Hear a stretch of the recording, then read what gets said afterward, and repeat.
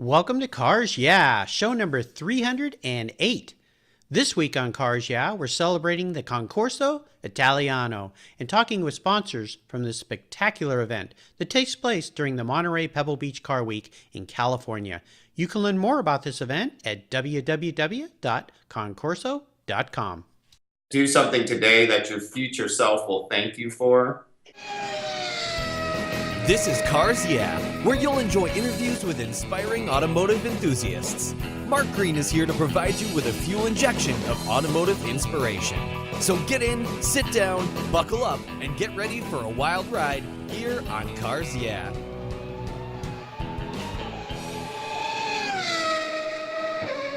Do you know the best way to protect your vehicle, both the exterior and interior, is with a car cover? I've been using Covercraft car covers since 1975. It's a fast, easy, and inexpensive way to keep your vehicle looking new. 2015 marks Covercraft's 50th anniversary. They've manufactured premium quality exterior and interior covers here in the United States with a reputation for durability and design. They're the world's largest manufacturer of custom patterned vehicle covers that are crafted to fit, with over 80,000 patterns and growing. You can choose from dozens of fabric options and accessories, all designed and carefully sewn for your special vehicle. Made in the USA, Covercraft is the right choice. I've protected my special rides with their covers for over 40 years, and you should too. Learn more today at covercraft.com. Hello, automotive enthusiasts. I am revved up and so excited today to introduce a very special guest, Brian Graff. Brian, are you buckled up and ready for a fun ride? I am. I'm excited, and I thank you for having me on your show. You're very welcome. It's my honor. Brian Graff is the president and publisher of Highline Auto Magazine and HighlineAutos.com in Scottsdale, Arizona. They showcase luxury, exotic, and classic automobiles that are for sale and present products and services available from the most prestigious luxury brands from around the world. His magazine is distributed around the country, and the website provides features including cars for sale, events, products, and a whole lot more. Brian, I've told our listeners just a little bit about you and your company. Would you take a moment and share a little bit more about your business and your passion for automobiles? Sure. Mark, I grew up in Scottsdale, Arizona, which, Scottsdale has become quite the automotive mecca with Arizona Auction Week, and we have the Good Guys show twice a week. We have or twice a year. I'm sorry. I was going to say twice a week. That's quite an adventure. It would be. Yeah. There's a lot of collectors out here. A lot of great collections. There's a dry climate. It's a good place to store the cars. Right. We just driving around on a daily basis. Yesterday I saw a black Ferrari Enzo. You see. Wow. 458s, Porsches, it's no big deal. They're just everywhere. Yeah. So I started the magazine in 2005. We've done over 132 issues now. We've had substantial growth on the web and also on digital platforms, whether we have an iTunes app, we have a Google Play app, things of that nature. So it's been quite a journey. Well, it sounds like it. As we said in our pre-show chat, my daughter moved to Scottsdale 3-4 years ago. I don't think a day goes by she doesn't send me a quick snapshot as she's driving to work or walking around somewhere of a cool car, because she grew up with me and the family and she knows how much I love cars. So you're definitely in a wonderful place to be around automobiles. And I love what you're doing with your business. And we're going to talk a little bit more about your company, Highline Autos, and everything you're doing. But as we continue on your journey, I always like to start by asking my guest for a success quote. It's some kind of a saying or a mantra that's been instrumental in your life. It's a great way to get the inspirational tires turning here on Cars Yeah. So Brian, take the wheel. Sure. I've heard so many great ones throughout the years. A lot of them it's people hear over and over. But for example, choose a job that you like and you'll never work a day in your life. Yes. Then also other business-focused people will tell you, to focus on the business, not the money. If you have success in the business, then money comes. Yes. So both of those were good ones. And each day, different motivational things. I hear, do something today that your future self will thank you for. I love that one. Which is a good one as well. Yeah, absolutely. Well, tell me a little bit about how you've incorporated some of these quotes into your career, because the first one, of course, is usually attributed to Henry Ford about choosing a career that you love and you'll never work a day in your life. And the other one I love particularly because it talks about focusing on working on your business and not in your business so that you can always be looking ahead, which leads us to that third quote, mantra or quote. So tell us, how have you incorporated some of this into your business? Well, I mean, I think that the focusing on the business and not the money is simple. I obviously make sure every aspect of the business, whether it's the digital or the print or the customer service, is 100% at all times. You do your best. Of course, you have hiccups in the road, but you do your best just to make sure that the business is running smooth and that everybody's happy and that you're doing the very best job for your customers possible. Absolutely. Well, you're in the publishing business, both online and print, right? Correct. So there are all sorts of things involved with that. Deadlines, of course, and dealing with clients and dealing with subscribers. And I've had several other publishers on the show here. One of them I'm going to be joining this weekend at the Forest Grove Concours, Keith Martin, Sports Car Market Magazine. It's an excellent magazine. Excellent magazine. I've known Keith for a long, long time. So kudos to you, because it's a huge amount of work running a publication, especially a print publication, because there are some deadlines there that cannot be missed, or your printer will say, sorry, press is full. Yep. And we've done some things to help with that in terms of we have extra staff that comes in certain times of the month. Mm-hmm. We also print locally. And at our printer, we're one of their bigger clients. So the job will turn really quickly. Right. And, while these days with the addition of all the different digital publications or options, iPad, computers, etc. Right. As soon as we have a team where as soon as it goes off to print at the printer, that's instantly goes into the digital phase to upload all that and set all that up. Right. It's gotten a lot more complicated, but this opens the world, your world, to the world. So I think that's pretty darn cool. Would you share a story with me that instigated your passion for cars? Tell me about that pivotal moment as you remember it, when you really knew you were a car guy. I'm not 100% sure when that would have been, but when we were younger, it's like anything that moved, anything that had wheels. So I would have to have just the right BMX bike. I remember my bike when I was little, I would keep it inside the house. I didn't want to keep it outside so it wouldn't get dirty. And we moved on to ATCs, ATVs, and then you got dirt bikes. And eventually, when I was 16, I got my first car, which my first car was a K5 Blazer, the big full-size Blazer. I remember those, yeah. Yeah, I had the Centerline wheels, which was like one of the first custom wheel manufacturers. Yep. Lifted it, had 35-inch mud tires on it. Wow. I used to get harassed at high school because we had, in Scottsdale back then, it wasn't as populated. So there were cowboys and people who would go off-road and stuff. And I would, wash mine 3-4 times a week. I wasn't ever going to drive it in the dirt. Not too many Enzos back then. No. And I also do remember, being little with going to Barrett-Jackson with my dad and how much that has changed. Gosh.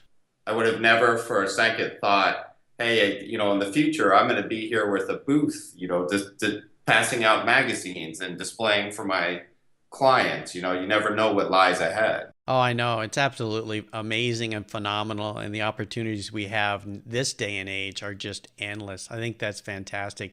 Brian, what I'd love to do now is take a look at some of the roads you've driven down, crawl under the hood. I know you don't like to get your car dirty, so I won't say get our hands dirty.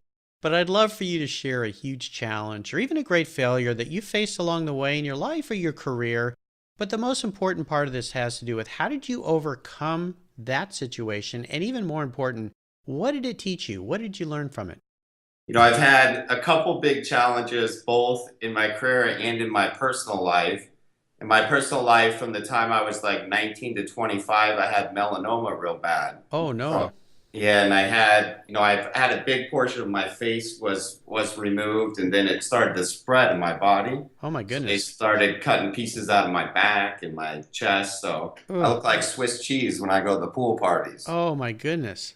Oh But my that, gosh. yeah, that was quite an experience, but it was good in a sense to see all your family and friends support you and, everybody pull together. And then in business, I would say, I started the company in 2005, which the economy was definitely overinflated, but I Yep. was 24 years old. I didn't know any better. Hmm. So it would have been when the recession came and like everything just pretty much came to a halt. And I had clients who had been great clients, and we would go to their facility to pick up our checks, drop off the new magazines. And there were multiple times where the landlord had seized the property and the big notes on the door. And Oh my gosh. just making it through that was quite an experience. But, in both cases, there's always positive that comes out of it. Our business is more profitable than it's ever been and stronger than it's ever been because you learn all the areas you were making mistakes, all the areas you were overspending. We now have all kinds of tracking methods to prove ROI to advertisers. And like you said earlier, we branched out onto all these other platforms. So before, when things were mainly print, it's like you only print so many magazines and you only distribute them in so many areas. Where now, anybody during any time of the day can go on to iTunes and get the magazine from, any part of the world. They just need an internet connection. Right. So, Yeah. Well, I've had so many guests who went through that very difficult recessionary time, and many of them shared similar stories of trials and tribulations and near catastrophic failures, but they learned so much about how to be stronger as they came out of that. So I'm so happy that worked for you. Let's shift gears here and go to the other end of the spectrum. Would you share a story with me, a real aha moment in your career, a time when I like to say the headlights came on and illuminated your way for that new idea or direction that you had, and tell us the steps you took to turn your aha moment into your success? well, I guess, that could be applied to all kinds of different things. What you're saying when you had like a breakthrough and your business excelled. Mm-hmm.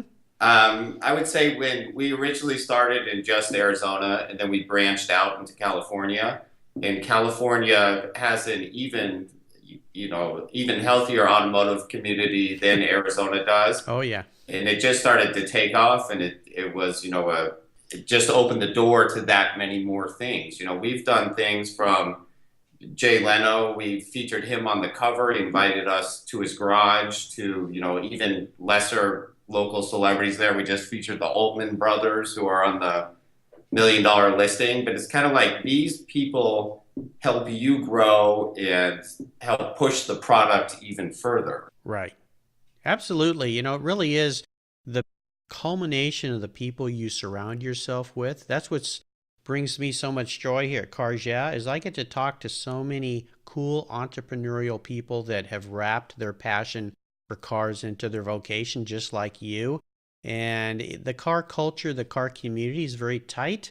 Everybody is so friendly. For the most part, it's just a really good group of people because they're having fun with cars. And I think that's great. It's fantastic that you've been able to branch out and see that opportunity in the state next door, if you will.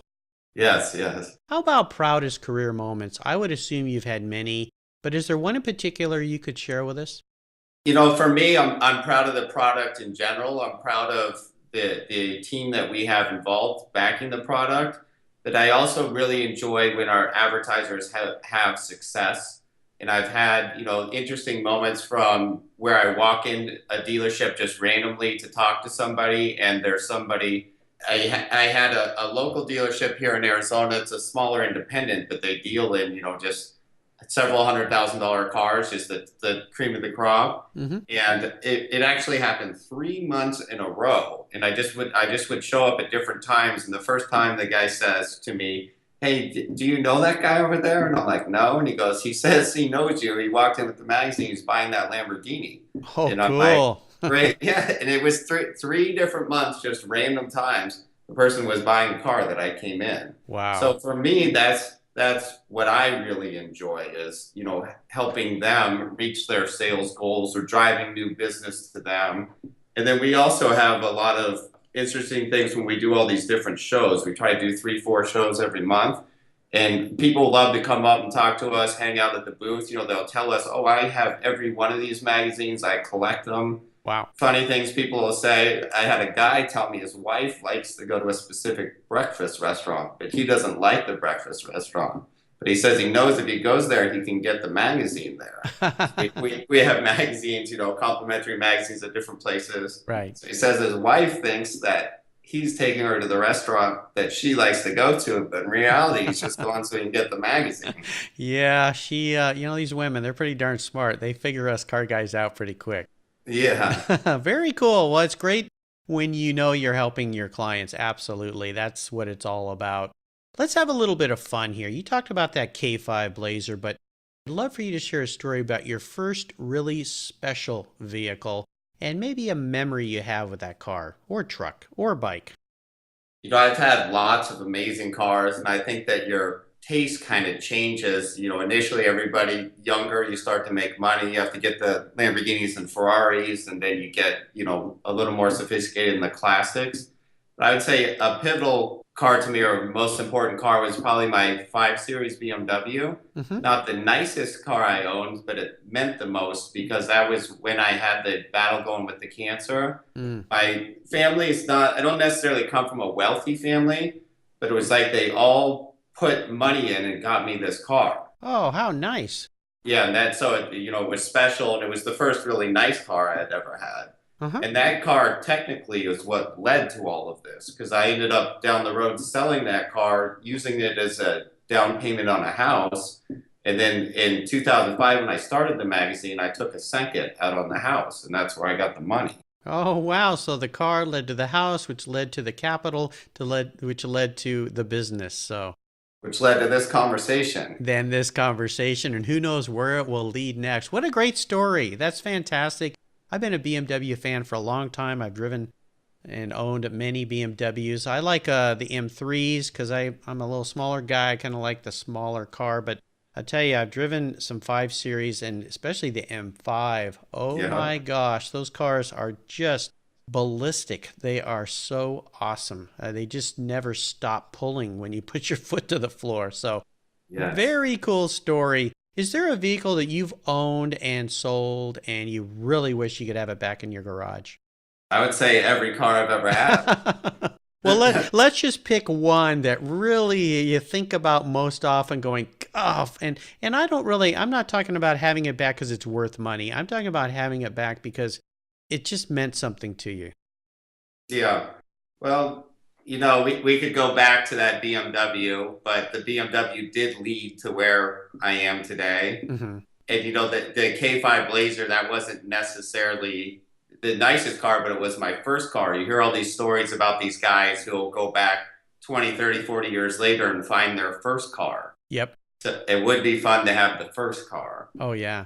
You know? Yeah. The K5s are interesting. When I was a kid, I had a neighbor whose dad owned a Chevy dealership, and he used to give us brand new K5s, and we would drive from San Diego up to Mammoth Mountain and go skiing. And I think that was a way for him to have some alone time with his wife. If I took his kids, he'd give me a brand new K5 to drive to Mammoth in. So that's a heck of a deal. It was a good deal for me. I thought I was in high school, and his kids were younger. They couldn't drive, and I could. So the K5s were cool. I used to drive them down to Baja to go on surfing trips and camp out in and stuff. So yeah, those are pretty neat. They're the ones where the top would come off the back, kind of like the Broncos. So yeah, very cool cars. Is there a project you guys are working on right now that has you really excited and fired up? Yes, we're working on several cool things, including expanding. But the one we're most involved in right now is we're about to launch a new website. Cool. And this will be our 5th website since we've started. And I feel, I'm a little biased, but I feel that our websites are always far superior to everybody else's, and we have cutting edge technology. But currently, we're mainly focused on the Southwest, and we're going to open it up to the whole United States and get a rep in every state.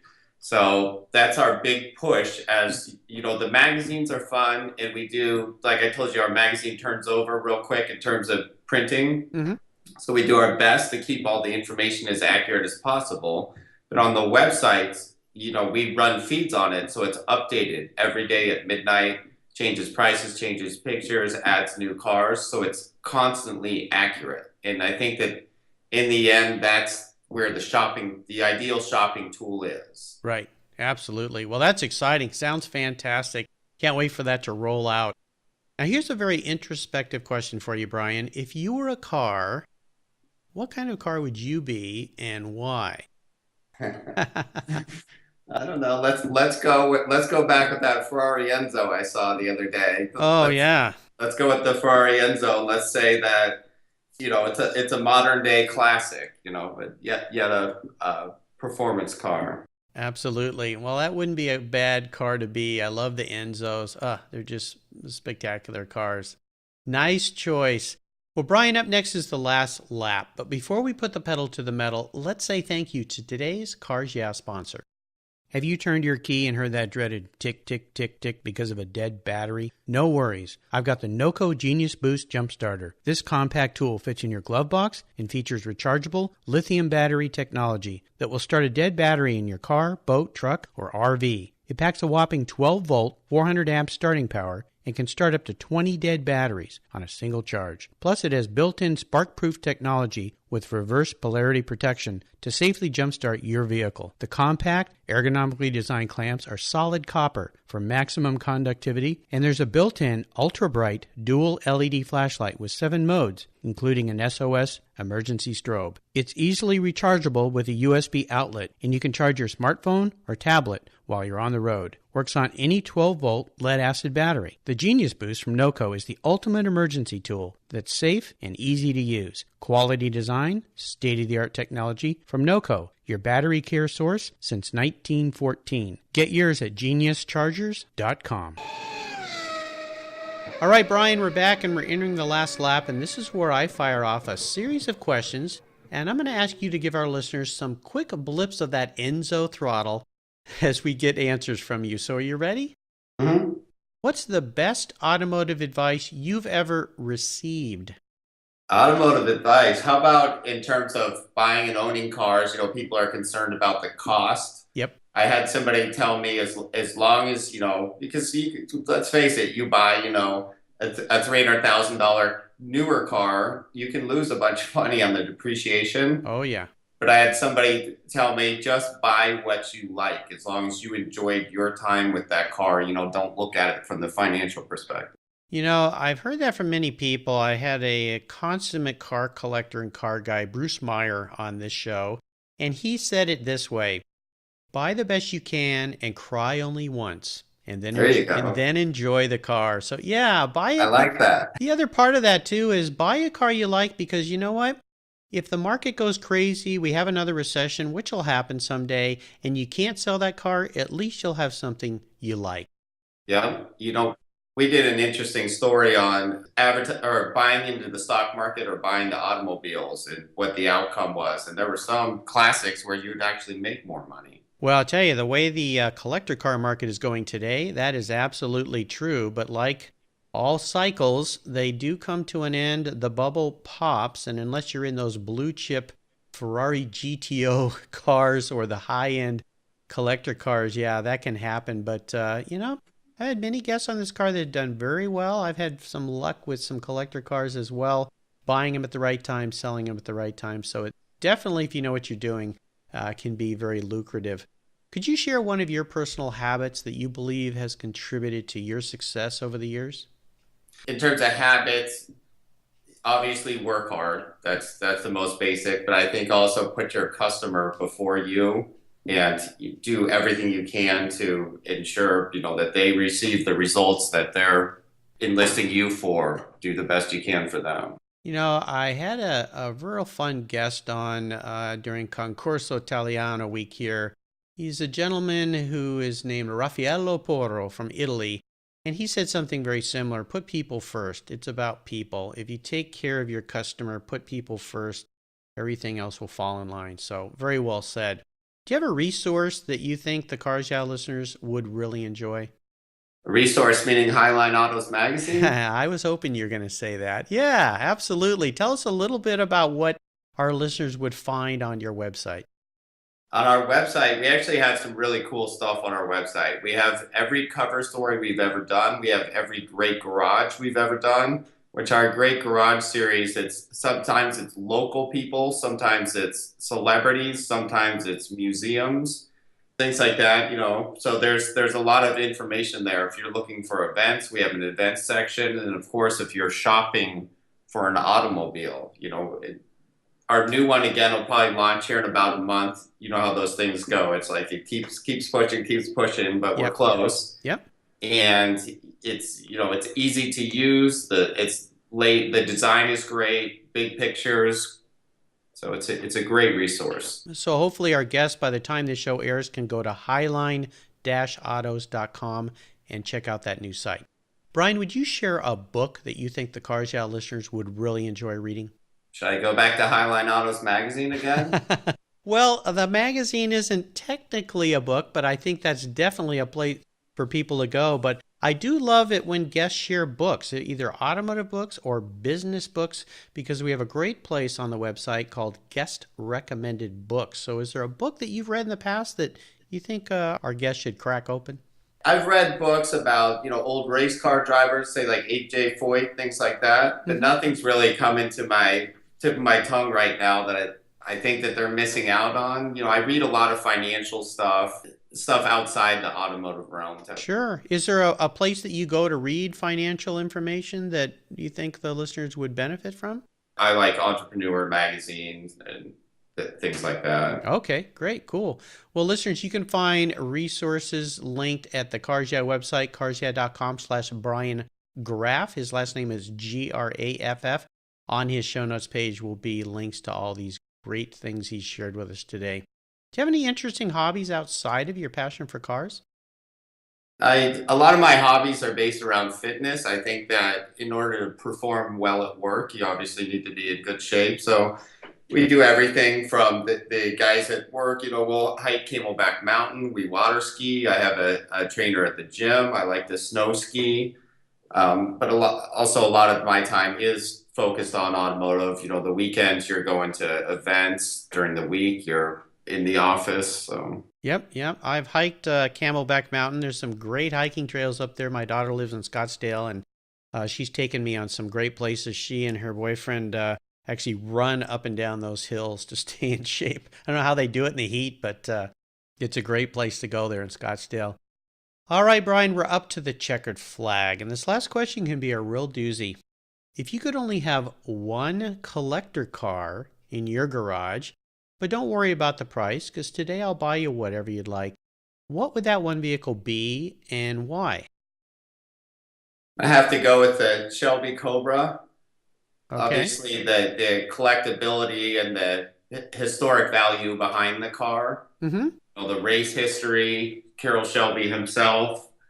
I think that would be a great choice. Now, which size engine for that Cobra? Well, you got to go with the big one, of course. Or 27, yeah, absolutely. Very cool. Yeah, awesome cars, wonderful cars, very special cars. You can have so much fun on the track or the street in a Cobra. So I think you've made a great choice. Brian, you have taken me on a great ride today. I've really enjoyed talking with you and learning more about your business. And I want to thank you for sharing your journey with me and the Cars Yeah listeners.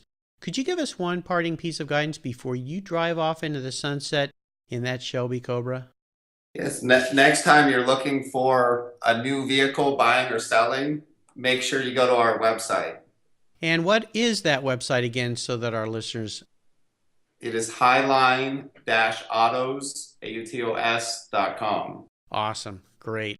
Well, listeners, again, you can find links to everything that Brian shared with us today at carsyeah.com. Just put Brian in the search box. His show notes page will pop up with the links to everything about Highline Autos. Thank you, Brian, for being so generous today with your time and your expertise, for sharing your experiences with me and the listeners. Until we talk again, I'll see you down the road. Hey, thank you, Mark. Thanks for having me on the show. You're welcome. Thank you so much for joining us on today's ride here at Cars Yeah. Drive on over to carsyeah.com to find show notes and inspiring automotive fun. Download your free copy of Filler Up, a fun book filled with gorgeous photographs of fuel filler fun, including quotes from more inspiring automotive enthusiasts. Download your copy today, and we'll see you next time on Cars Yeah!